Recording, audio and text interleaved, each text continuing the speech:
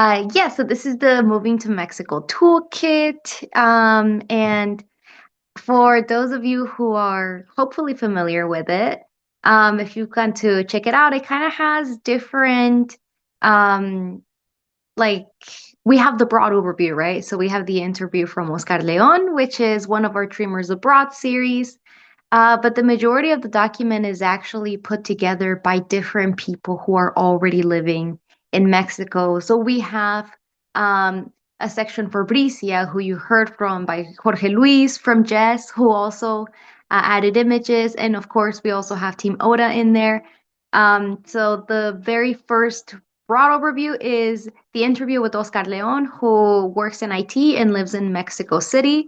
So you can kind of just click on the link there and it'll take you directly to it. And the Dreamers Abroad series is also going to be available in case you want to check out the other countries we have available. The second thing that we, of course, recommend is the Know Your Rights initiative from Otros Dreams in Action. Um, so the link is right there for the tarjeta verde. If you already have your tarjeta roja, then we also recommend like just having your tarjeta verde with you. It's always useful to carry it around and to have all of that information always available with you. So thank you so much to Oda for launching that initiative. Please do check it out and download your tarjeta verde. Next, we have a post by Bricia, who, as you know, has been in Mexico for many, many years. But she tells you some of the recommendations that she would like to go through, like get your CURP, save money, revalidate all of your things. Super, super important.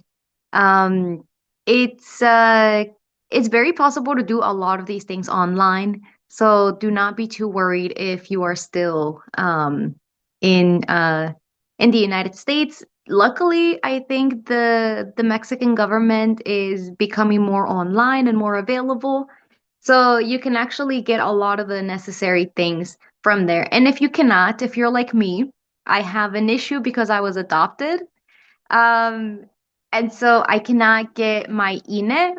But the good news is, if you have any of those issues, that's what ODA is for. They have the ability to help you out with that and to guide you a little more into what steps you need to take. Um, okay, so if we can scroll down to advice from Jorge Luis. Um, yeah, so that's just a general overview, the CURP, the INE. I think we didn't include the RFC, so we might have to add that in there. But feel free to read that on your own time. If we can scroll down a little more.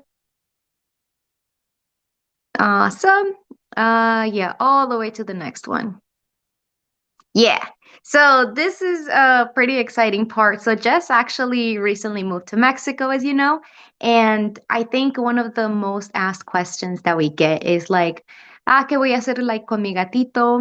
¿Qué voy a hacer con mis cotorros, mi caballo? So do not worry, you can take your caballo with you. Maybe not on the airplane, pero you can definitely take them with you. Just put together this guide with images that shows you cómo te puedes llevar a tus mascotas a México también. So if you're super worried that your little furry friend might have to stay, please do not even worry about that. There's definitely a process that you can follow.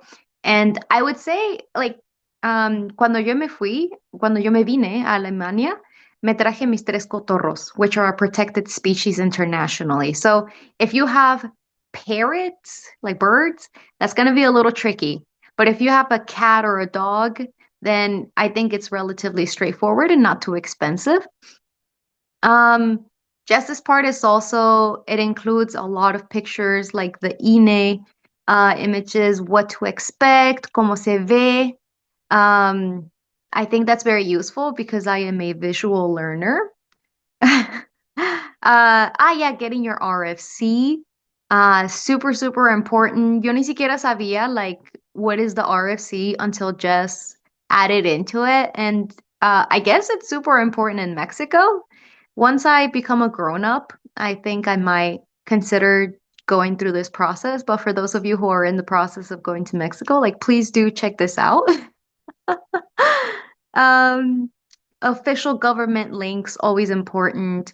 We try to, whenever possible, tenemos los links específicamente del gobierno so that you don't have to go through any third parties to get all of that stuff. And yeah, so there's also additional notes from Jess, flying with your pet. Get them microchipped, get them their passports. You know, your mascotas have to have papelitos as well.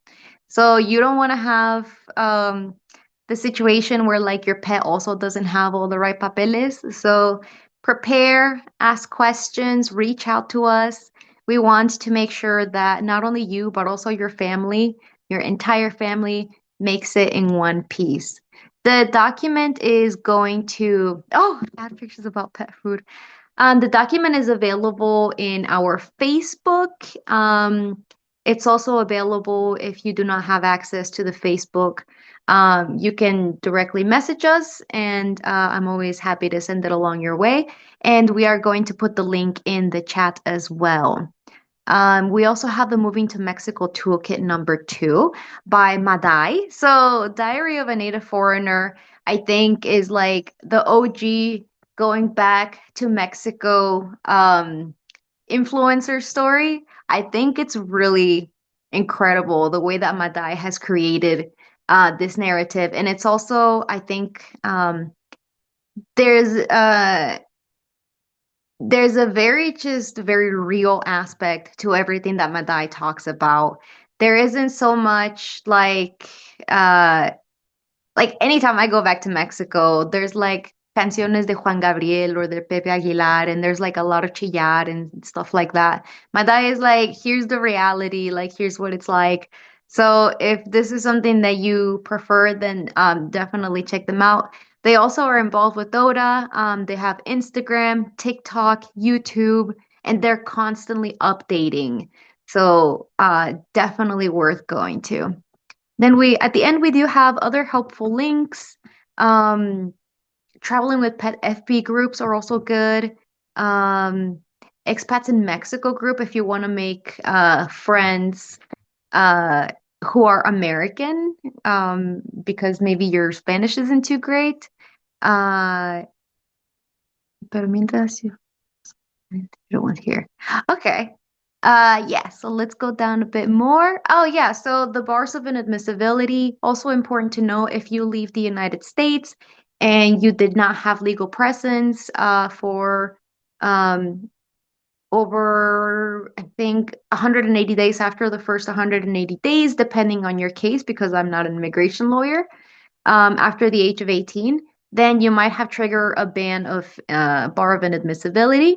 There are waivers that you can apply for with certain categories. It's very possible that you may be able to return to the United States legally without having to wait out the ban, but you can also do the cool thing, which is what I did. I'm just waiting out the 10 years because no me importa, no quiero regresar a los Estados Unidos de todos modos ahorita porque está muy feo. So yeah. At the end, we have organizations to reach out to, obviously OTA, and then Dream in Mexico, which is another organization that kind of connects people who used to be dreamers but are now, repatriados or returnees, if you prefer that term.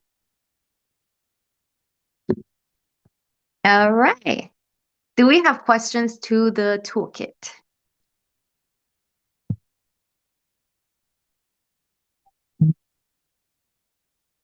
I saw like 25 comments in the chat, so let's see.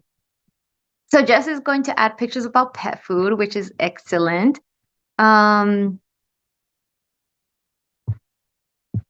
Think I don't know, they don't have a name. It's just a dot, a period, but they're asking how long in advance we need to get all the documents, like 3 months before we leave, or now, or like when?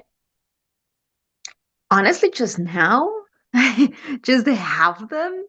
But I would go to OTA for that question porque like yo no vivo en Mexico and honestly I have not gotten any of my documents in order yet.